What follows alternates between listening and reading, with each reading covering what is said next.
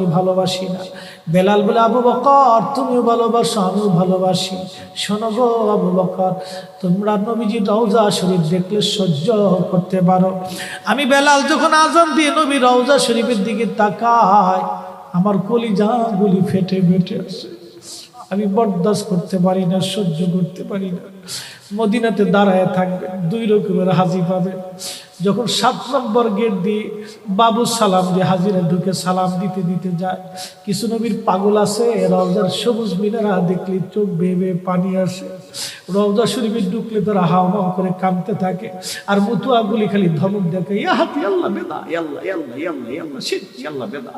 ওরা কান্না দেখে হাসে, যারা কান্না করে দেশের তিরস্কার করে। বাপ, আমি নিজের চোখে দেখেছি, ওরা যারা কান্না করে নবী রওজার পাশে দাঁড়ায় দাঁড়ায় এদেরকে দেখে ওরা হাসে। ওরা বুঝে না এরা কি জন্য কান্না করে। কোনো হাজি আছে কান্না আসে না, শুধু